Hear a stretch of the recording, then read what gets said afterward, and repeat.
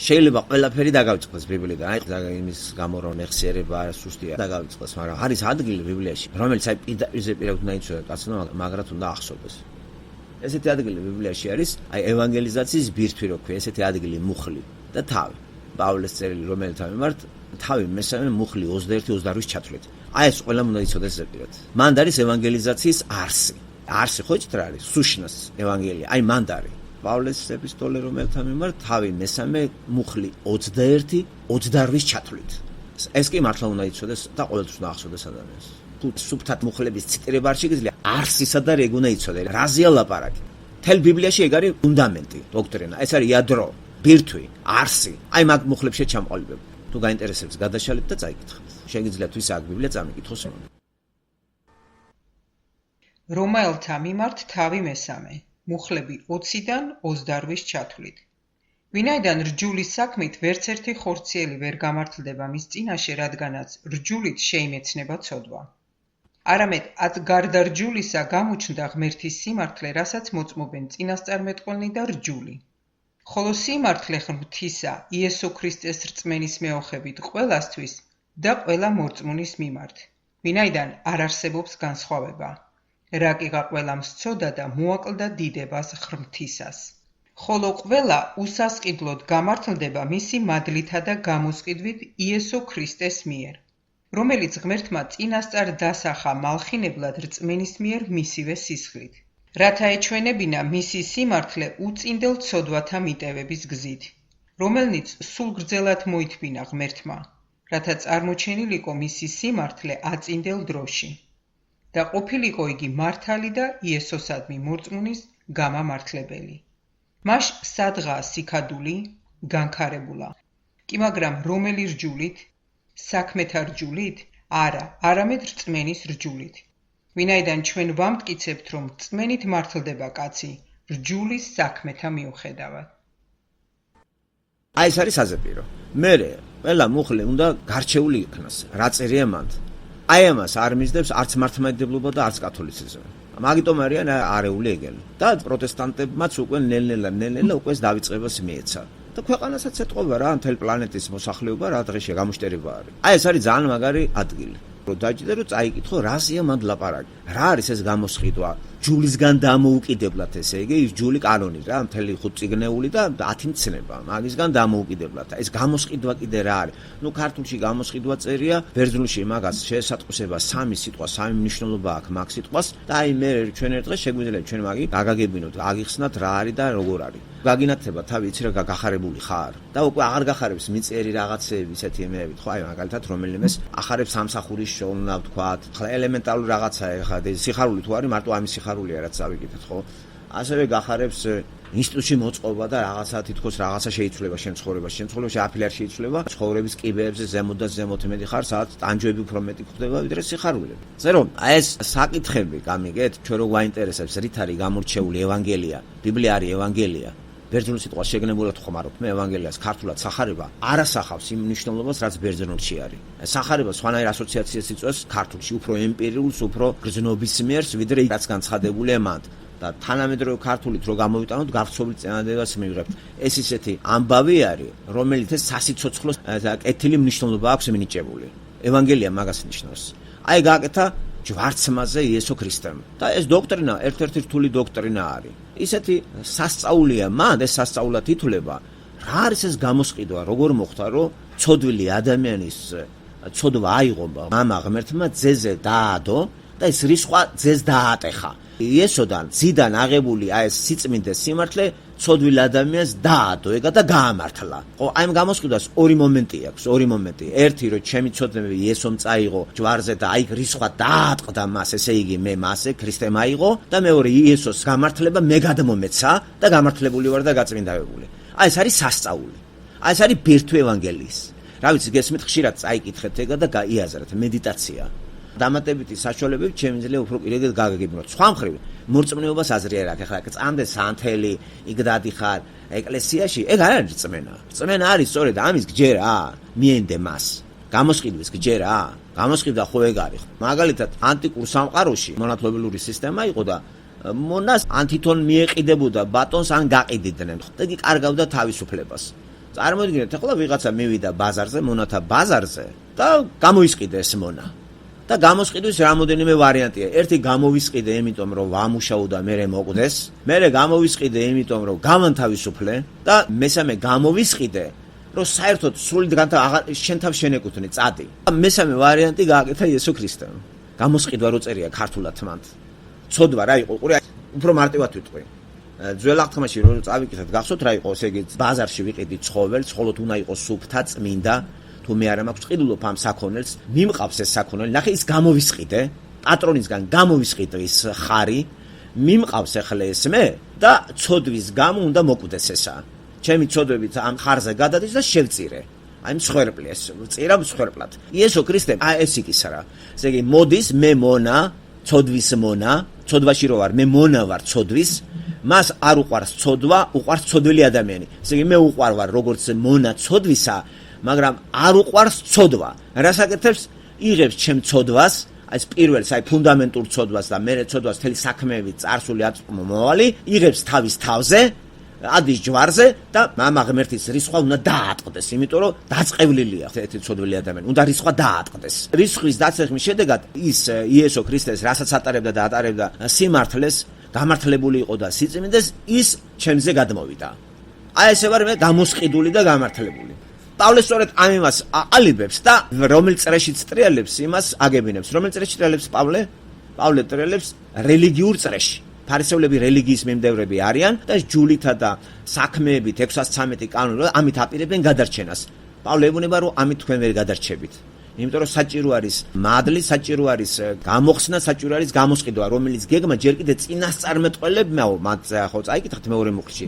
უკვე ძველ აღთქმაში იყო მოცემულიო და აღსრულდა იესო ქრისტეში და იესო ქრისტესი აღსრულებული პავლეს მოგვიანებით რო ხვდება იესო ქრისტეს, სწორედ პავლე არის კომპოზიციურად გამართლებული, რომ ამას გადაგებს და აგებინებს აი ფარისევლებს. ეს ერთ-ერთი უნიკალური მთელი წიგნი არის ეს რომაელთა, მაგრამ საზეპირო რო გითხარით თუ კარგად გაიაზრებთ, ეს კი უნდა გახსოვდეთ ყველა ვარიანტში. ესე იგი რა არის ევანგელია?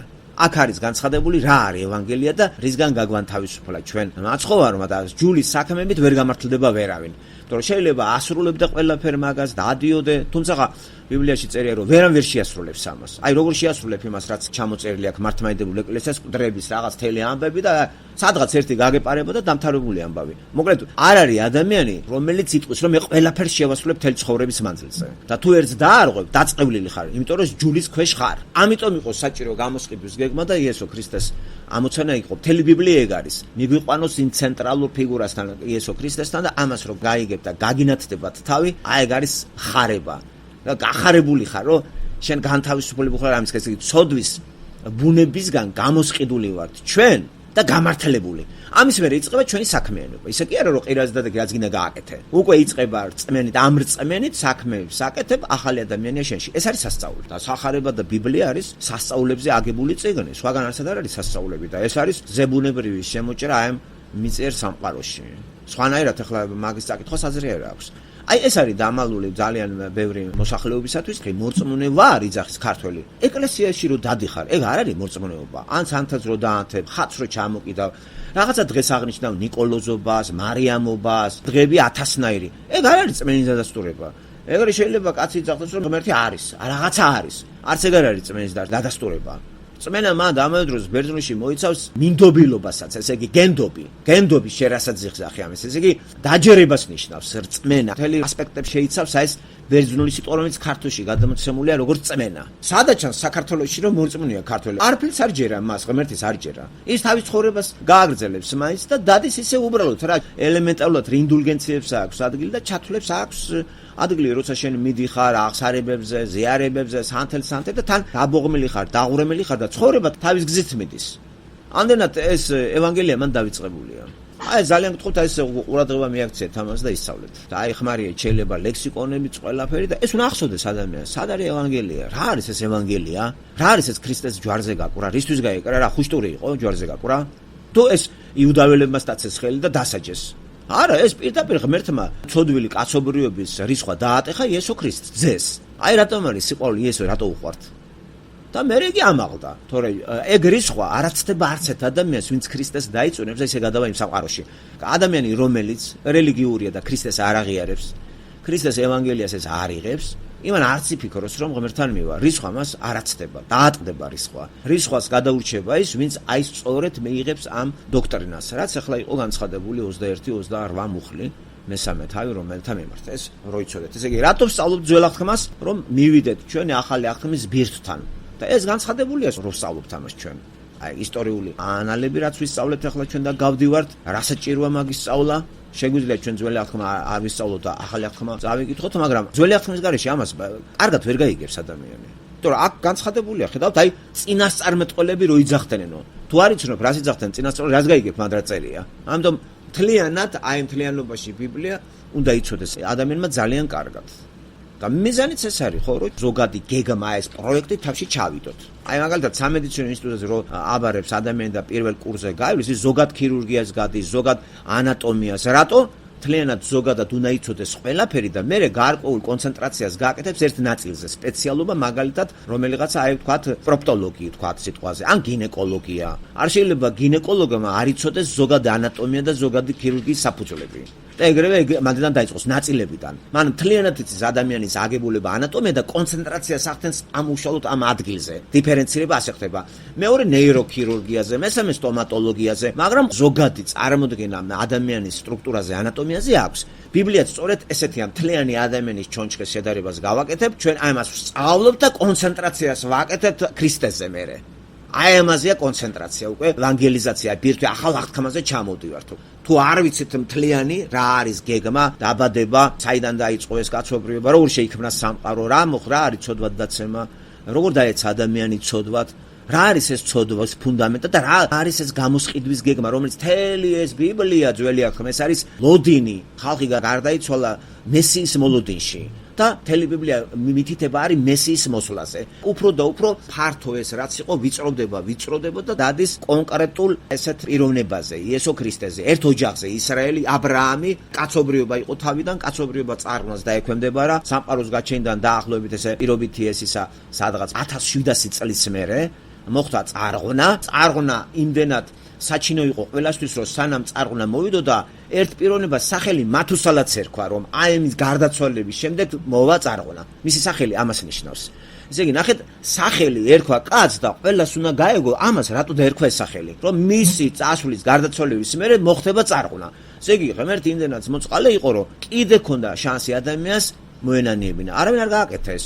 120 წელი ნოეც ქადაგებს სულიწმინდის მეშვეობით და ქრისტეს მეშვეობით 120 წელი. მაგრამ მერე შეწყდება ეს.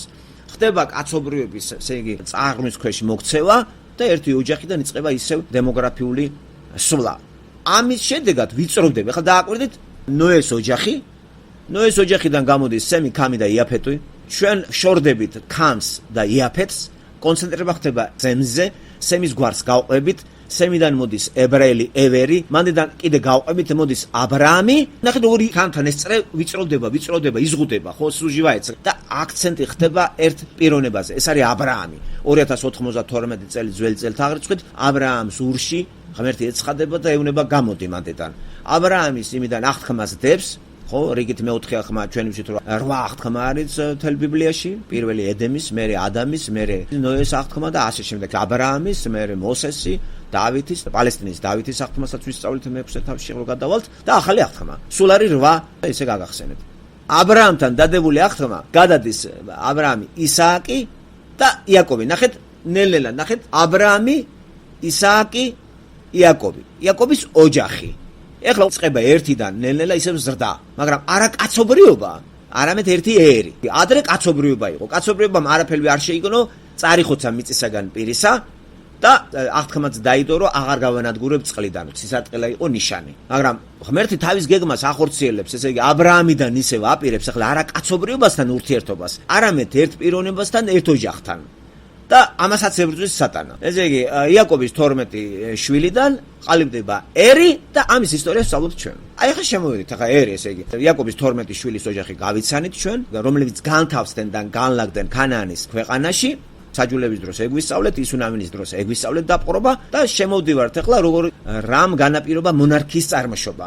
თეოკრატია ადგილს უთმობს, ესე იგი, მონარქიას და ეს უკვე 1053 წელი მე-11 საუკუნე პირველი მეფე საულის გავეცანით ბენიამინის ტომიდან, რომელიც ღმერთის გეგმაში არ არის, როგორც იესო ქრისტეს გენეალოგიაში მყოფი. იესო ქრისტეს გენეალოგიაში ბენიამინი არ არსებობს. ბენიამინელები მანდ არ არიან.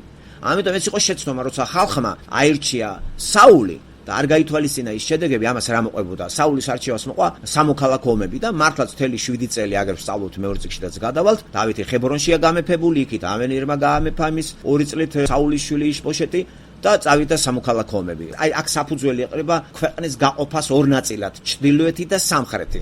ისე სხვათა შორის ძალიან ბევრი ქვეყნები ესეა გაყოფილი. კორეა, ვიეტნამი იყო ესე, გერმანია იყო ესე. ხედავთ როგორი უცნაურია. პირველად ბიბლიაში გვხვდება ეგა. ერთი ერი გაიყო ორად. ჩრდილოეთი სამხრეთი. ერთი ერი არ არის კორეა, ერთი ერი არ იყო გერმანია. ესე იყოფა ჩრდილოეთი სამხრეთი და სხვა ცხოვრება მიდის მათ. ასე რომ ესეც ბიბლიური რაღაც რემინისცენციები გაისმის აქ. ესე იგი საული არის პირველი მეფე, მაგრამ არა ღმერთის ნების. ესე იგი ეს გამოსყიდებს გეგმაში ეს არ არის. რა გაგებით რომ ქრისტე რო უნდა გამოვიდეს იმ დაპირებისამებრ, რომელი დაპირებას ადამმა მიიღო 60 ბაღში. მაგრამ თვალყურს ვადევნებთ, საიდან უნდა გამოვიდეს ეს იუდას შტოდან, იუდას ტომი. ხო, ერთ-ერთი შვილი იუდა, იცით ეს იაკობის ერთ-ერთი შვილი არის და აი აქედან მოდის მეფე, რომელსაც არასოდეს კიბტრა ხელიდან არ გაუვარდება. და დავითი არის პირველი ასეთი. ხო, საული არ ითვლება. აქედან ქიშპობაც წავიდა.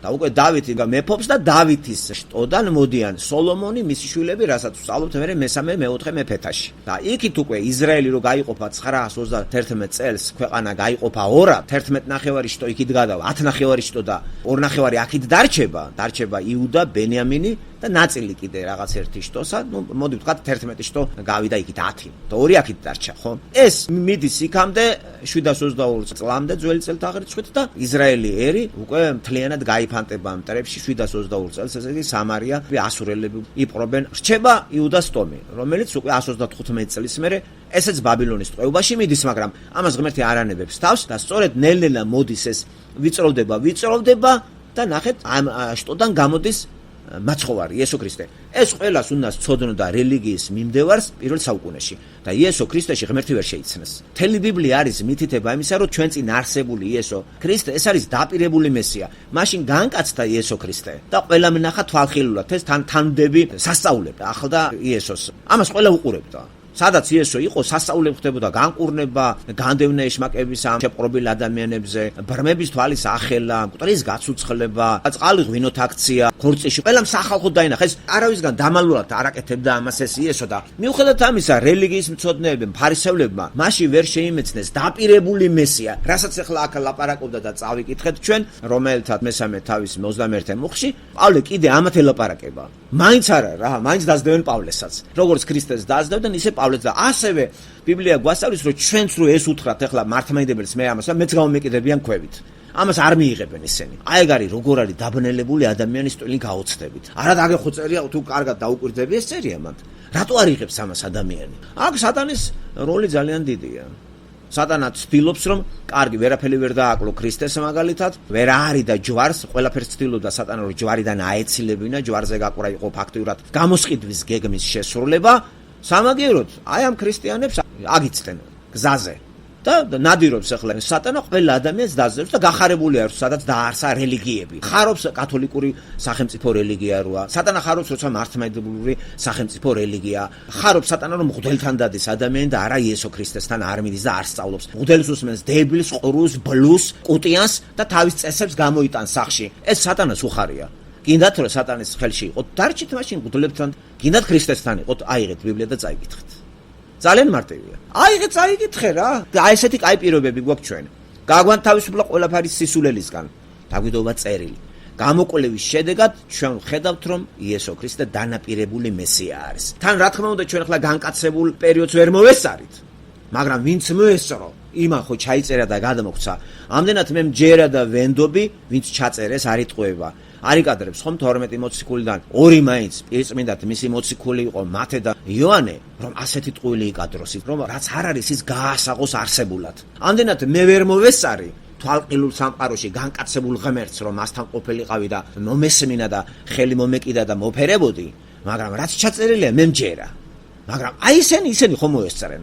მოესწრო ხო იქ სულ ფარისევლები იესო ქრისტეს ხო ეკამათებოდნენ სადუკეველები ფარისეველები ზილოტები ყველა დაძლებდნენ გამუდმებულად ეკამათებოდნენ მაგას ფარისევლებია მოსეს ჯულის დამცველები და რო თავს იქებდნენ რომ ჩვენი мама აბრაამია და ეუბნებათ мама თუ თქვენი აბრაამია მაშინ მეც უნდა დამიჯეროთ კაცო ის ლაპარაკობს ჩემზეო აბრაამი მართლაც იესო ქრისტეზე არ ლაპარაკობს დავითი იესო ქრისტეზე არ ლაპარაკობს თავის ფსალმუნებში არ წინასწარმეტყველებს მაგის მოსვლას ისაია არ ლაპარაკობს ირემია წინასწარმეტყველი ირემია ეს წინასწარმეტყველი იესო ქრისტეზე მითხარით რომელი ძველი აღთქმის წინასწარმეტყველი არ წინასწარმეტყველებს იესო ქრისტეს როგორც მესიის მოსვლას და გამომსყიდველსაც თითქმის უყველა კითხვა ფარისეველი რას კითხულობს პასუხი ფარისეველი ამას არ კითხულობს ბიბლია მან ისევე გადადო გვერდზე მოსეს ხუთწიგნეული როგორც დღეს მართლმადიდებლობას გადადებული აქვს ბიბლია და ძირითადად კითხულობდნენ წმინდა მამების წმინდა დღიურებს მათი გაგებით და იქიდან ამოაქვთ ყველაფერი და ჯოქში ასაღებენ ამას ბიბლიაში ისინი არ იხედებიან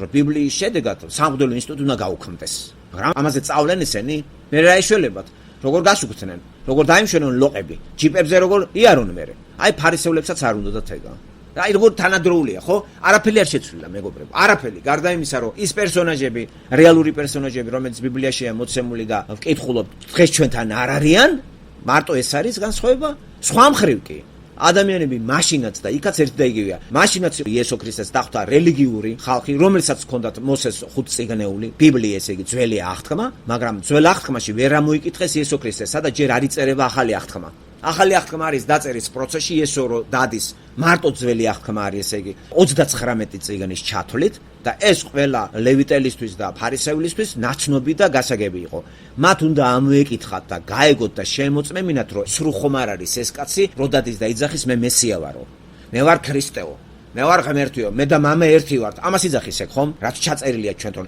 ხომ მაგასაც იწყოდა ესე იგი რასაც იძახდა იესო მოისმინა იოანე მახარებელმა ჩაგვიწერა სული წმინდის მეშვეობით ესე იგი რასაც ჩვენ ვკითხულობთ ამას იძახდა იესო რეალურ ისტორიულ გარემოში ფარისევლებთან მაგრამ ისინი არ უჯერებდნენ და იგივე სიტუაციაში ვართ ჩვენთან ბიბლია არის თუ არ დაუჯერებთ თქვენს აღმოჩნდებით მაგ დღეში თუ დაუჯერებთ გადარჩენილი ხართ რას აირჩევთ დავიჯეროთ რა წერია თუ არა თქვენი არ ვიცით მაგრამ მე მჯერა რაც წერია მე მჯერა რომ იესო ქრისტე ჩემი ცოდვების გამოსასყიდად მოვიდა არა მარტო ჩემი კაცობრიობის მაგრამ მე იმიტომ მჯერა რომ პირადად ჩემი ნამდვილად ვიცი რომ გამოისყიდა სხვა მსხვის ეიცოდეს ამ წიგნს ეს მითხრა რომ მე ჩემი პირველყოფილი ცოდვა და ადამიანში დაბადებული ესე იგი სიკვდილს დაქვემდებარებული ამისგან გამომისყიდა საჩუქარი ეს მადლია დაუმსახურებელი ჩემზე არ იყო ეს დამოკიდებული და აი ასე ამან დაიტეხა რისხვა მამა ღმერთისა რომელიც მე უნდა დამტეხოდა თავზე აი ეს რო გადამარჩინა აი ეს არის რომ ახარებს აი ეს არის ევანგელია აი ეს ამბავი გავიგე ბიბლიიდან ამის მერე მოდიდან ვიქნები გახარებული სამედიცინო ინსტიტუტში მოწყობა უხარია ადამიანს ხო სამუშაოზე მოწყობა უხარია თქვენ არ გიხარიათ რომ სიკვდილიდან გამოგისყიდათ ღმერთმა ეს არის მთავარი ეს დარჩენი ყველაფერი აქ დარჩება დარწმუნებული ხართ აი ეს რომ თქვენში გამჯდარი არის მაშინ ჩათვალეთ რომ თქვენ მორწმუნე ხართ თუ დარწმუნებული არ არის თქვენი რწმენა წყალს გაატანეთ ეგ რწმენა არ არის ეხლა რაღაცა არის ხო აი ღმერთი არის ეს არ არის რწმენა არის ევანგელიის რწმენა გააქვთ ეს როგორ გექნება თუ ეს არ წაიკითხე განკაცებული ესო ჩვენთან ამ წუთში არ არის იგი სული წმინდის მეშვეობით ჩვენ გულში შემოდის ლაპარაკობს ჩვენით ძალიან ადვილად აი ეს რწმენა თუ გვაქვს კიდევ ვიმეორებ და რწმენა მოიცავს ბერძნულში ორ რამეს ესე იგი საკუთრივ რწმენა როგორც გამტარი დაჯერება იმისა რომ იესომ რაც გააკეთა და ამავე დროს არის ამაში დავერიე რუსულად და დაჯერება ნდობა მინდობილობა გენდობი წამს და გენდობი და როცა შენ იძახე მორწმუნე ვარ და არენდობი კაც ჩაითვლები ქრისტიანად მაგალითად ქართველები იძახიან მორწმუნეები ვართ და აკეთებენ სულ სხვა რამეს თუ წამს იმისი ვისაც ღმერთი ქვია მაშინ იმას უნდა დაელოდო წამს რომ ღმერთი არის ცოცხალი არსება და ყველაფერს ითვალისწინებს მაშინ ისიც უნდა მიენდო მას რომ შენი მაგალითად რუსებთან ამ შემთხვევაში თქვათ ჩავარდნა ეს ღმერთის ნება და მიენდე მას სარაჩანს ხო შენ იმას აგინებ ლანძღავ მსგავს არ აკეთებდა ისრაელიერი როდესაც ბაბილონის ტყვეობაში წავიდნენ არ აგინებდნენ იმათ პირიქით მათთან ერთად თანამშრომლობდნენ იყვნენ მათთან და ღმერთს დაელოდნენ და 70 წლის მერე ღმერთმა დაართო ნება და გამოვიდნენ იქიდან თუმცა ყველა არ გამოსულა ისე იყვნენ შეყვარებული იმაზე დარჩენილი როგორც მაგალითად ქართველებიდან ბევრი არ გამოსულა რუსეთიდან 1,800,000 ძალიან ტკბილად არის რუსეთში იქა არ ჩამოსულან საქართველოს საცხოვრებლად ისმის კითხვა თუ ჯოჯოხეთში იყო რუსეთთან ერთად ცხოვრობდნენ და ყველა ეს ხალხი დარწმუნებული რომ ამას იძახდნენ დღესდღეობით 800,000 ქართველი რატო არის რუსეთში წამორა იქიდან რა, განთავისუფლებულია საქართველო. რუსული იმპერიისაგან საბჭოთა კავშირი აღარ არის. რატო დარჩა იქ? აი ანალოგიური მოვიდა ბაბილონში ხალხს. ისე შეეჩვენენ ბაბილონის კეთილ ცხოვრებას, რაღაცას რა გაატყავებული ახლა ისრაელში წასვლა ვის უნდა? და 50000 კაცი მოდის და მართლაც აი გაცამტვერებული ქალაქი უნდა ხელახლა ფეხზე დააყენო. აქაც ახლა გააღლეტეთ საქართველოში, ახლა ქართველი მაგრად არის პავლეაშვილები, ისინი რესტორნები აქვს რაღაცა, რა უნდა საქართველოში? ნახეთ რამდენი ასოციაციები არის ბიბლიურ შუქზე, მე რამდენი რამეს გაიგებთ. ამიტომ მორწმუნე არ ქვია ადამიანს, რომელიც ჯვარი ჩამოიკიდა, ხატი აქვს სახში, სანთელი და არ მიენდობა იმას. ამიტომ საქართველოში მორწმუნეობა ეს პიროვნული რწმენა კი არა, ქართველი მორწმუნეა იესო ქრისტესი. მას აქვს ერთობლიობა, ქართული ეკლესია, რასაც ქადაგებს, აი მის რწმენა აქვს მას, მღვდლის, მამების, ტრადიციების, საქართველოს ისტორიის, ხატების, მკვდრების და წესების. მკვდარს რა წესები უნდა აუგო. როდის რა უნდა გააკეთო, ჯოჯოხეთში რო არის, იქიდან უნდა გამოიყვანო ლოცვით. მერე რაღაცა გარკვეულ დღეს თუ არის ლოცვები, ჯოჯოხეთში დარჩება. საწერი ეგ ხალხო. იმიტომ არის ამოტრიალებული ყირაზე საქართველო. კიდევ ერთხელ დაგარწმუნოთ, რატომ არის ძველი აღთქმის წაკითხვა უპრიანი, გონივრული და აუცილებელი. მთელი ჩონჩხი მაქვს, ისევე როგორც ზოგადი ანატომია რო ვისწავლე მე, კონცენტრაციას ვაკეთებ თქვა გინეკოლოგიაზე. ხო, ამის სპეციალისტი ვარ. მაგრამ მე ვიცი, შემიძლია რაღაცა თქვა, რომ გადავაბაროე სხვა იმას, ზოგად ანატომიიდან გამოსული. ასევე მე ვიცი ბიბლიის მთელი ჩონჩხი და კონცენტრაციას მე როგორც აი ესეთი საყვარელი, თუ შეიძლება ასე თქვას, პროფესიონალი მედიტირებული ვარ ახალ აღთქმაზე, ევანგელიაზე, იესო ქრისტეზე, ჯვარზე, ჯვარცმაზე. და აი ამ წერილებით უკვე ჩვენ ახალი ადამიანის დოქტრინა შემოვიდა, რომ ჩემში იბადება ახალი ადამიანი. სული წმინდის მეშვეობით. აი ეს არის მთელი ბიბლია, სხვა კი არაფერი. აქედან შემიძლია ვთქვა, რომ მე ჩემ თავს ვწოვ მორწმუნე. მე მწამს იესო ქრისტესი და წმინდა წერილისა. მან რაც წერია. აი მე ვარ მორწმუნე. ქართველი სხვა არ ვიცი, რატო უწოდებს თავის თავს მორწმუნეს, თქვა გიგანაძე, შიოლაშვილი მე არ ვიცი. შიოლაშვილიდან არასოდეს არ მომისმენი ევანგელია მე. არასოდეს, აი ისე კვდება კაცი, მე მისგან ევანგელი არ მომისმენი. რატომ ახარ ქრისტიანი? რა არის ქრისტიანობა? ეგრო თქვას, მან აღარ უნდა იყოს უწმინდესი და უნეტარესი. უნდა იყოს ბიბლიის მასწავლებელი. ძალიან მოკრძალებულ საფეხურზე უნდა ჩამოვიდეს და დაკარგოს ის ფუფუნება, რელიგიური კომფორტი, რომელშიც იმყოფება მოყოლებული აგერ 80 წელზე მეტი. სტალინიდან მოყოლებული და დღედაღამე 21 დეკემბერს პარაკლის უხდეს სტალინს. სტალინზე შეყვარებული კაცი. იესო ქრისტეზე საერთოდ არაფერს არ იცახის. ამას იესო ქრისტე არ უყვარს, იმიტომ რომ არ წამს, რომ ეს ღმერთი იყო. დარწმუნებული რასია. მუდმივად ახლა სტალინის ლოცვები და სტალინი და სტალინის პარაკლისების გადახდა 21 დეკემბერს, აი სასაულია პირდაპირ. ხატები მაგისი და ბოლოს მაგის გაწმინდავება. რა უფლება გაქვს შენ აქედან ვინ უნდა გააწმინდაო? გამორიცხეთ ეგა. არ არსებობს. აი ძალიან რადიკალურ რამეს ვიტყვი ახლა, აი ძალიან რადიკალურ რამეს. არ იფიქროს არავინ ქრისტეს რწმენის გარეშე სამოთხეში გავიდეს. გამორიცხეთ ეგა რა. აი რადიკალურად ვიმეორებ ამას. ვერც კათოლიკე, ვერც მართლმადიდებელი, ვერც მორმონი, ვერც ეღოველი და ასე მსგავსნი გამორიცხულია ეგენი რომ გარდაიცვლებიან. თავიანთი ამ დოქტრინის წმენით უნდა ქრისტესთან არ მოხვდეთ. ცათა სასუფეველი მაგათი დაკეტილია. მათ ესენი არ იციან. იესო ქრისტეს ეგენი შეურაცხყოფას აყენებენ.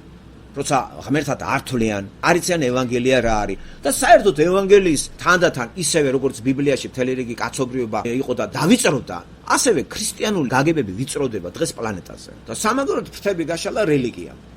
რელიგიური აღორძინება საქართველოში, რუსეთში, აღმოსავლურ ქვეყნებში, აი ქუხს დამძვინვარებს არაბული სამყარო, აი მუსლიმი რამორწმუნეები არიან, რაც აირეკლება მათი წვერებში, რამაზანებში, ქუდებში, ჩაცმაში, ტანსაცმლში აირეკლება რწმენა. გულში კი არ არის ქრისტიანობა, არც ტანსაცმლით ხასიათება, არც ქუდით, არც ულვაშით, არც ხატის გაკრით. ქრისტიანობა არის გულისა და გონების 180 გრადუსით შემოტრიალება. აი ეს არის ქრისტიანობა. და რა გაცვია, ამას მნიშვნელობა არ აქვს. აბსოლუტურად ტანსაცმლის მნიშვნელობა არ აქვს. სხვა რელიგიებში ტანსაცმლის მნიშვნელობა აქვს, ჯდომას მნიშვნელობა აქვს. ეკლესიაში რო შეხვალ როგორ უნდა იდგე, ხელი სად უნდა დაიწყო, ხათან როგორ უნდა დადგე, პირჯვარი როგორ უნდა გადაიწერო, სწორად დაჯდეს, სწორად ადგე. წმენა დაიყალება აი ამ რიტუალებზე. მართლმადიდებლობაში და კათოლიციზმში. აი ამას ბიბლია არ ადასტურებს, მეგობრებო. ამიტომ ბიბლიური წმენა ყველასთვის არ არის, ეს რჩეულთა ხვედრია.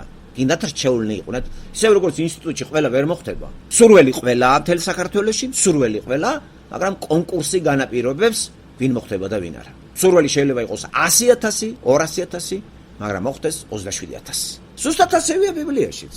სურველი ყველა არის სამოთხეში, კითხე აბა ვინც ვის არ უნდა სამოთხეში შესვლა. არ გეგონოთ რომ ყველა მოხდება იქა. აი ამ რიტუალებით, ამ იმეებით, ამ რაღაცა შენი რელიგიურობით იქ ვერ მოხდები. შენ მოხდები შენი გულით, შენი სიყვარულით, შენი რწმენით იესო ქრისტესადმი. და იესო ქრისტემ რა გააკეთა? ეს უნდა იცოდეს ადამიანმა. სწორედ იესო ქრისტე ახლა სადაც არის განცხადებული ფენომენი, ძველ აღთქმაში სწორედ ეს არის. ვინ ატარებს მის სახეს, წინა სახეებს სწავლობთ ჩვენ ახლა. ძველ აღთქმა არის იესო ქრისტე წინა სახეები. ახალი აღთქმა არის კონკრეტულად იესო ქრისტე ირგვლივ ტრიალი, განსხეულებული ისტორიული კონკრეტული გარემოში, თანდათან ჩამოდივართ მე-11 საუკუნიდან პირველ საუკუნეში, ძველი წელთაღრიცხვის 6 წელს ქრისტე დაიბადა, განკაცდა ასე ვთქვათ და 27 წელს ახალი წელთაღრიცხვით ჯვარზე იქნა გაკრული. სულ დაყო მან 33.5 წელი დედამიწაზე. 33.5. ამას აქვს შედინიშლობა. მთელი ბიბლიიდან მაგალითად თქვა რომ ყველაფერი დამავიწყდა. გეპატიება, მაგრამ ეს ადგილები უნდა იცოდეთ. აქ არის ევანგელიის არსი. რა არის ევანგელია? რასაც არ გვასწავლის ჩვენ ოფიციალური მართლმადიდებლური სირეგვენე მღვდლების ერთობლიობა.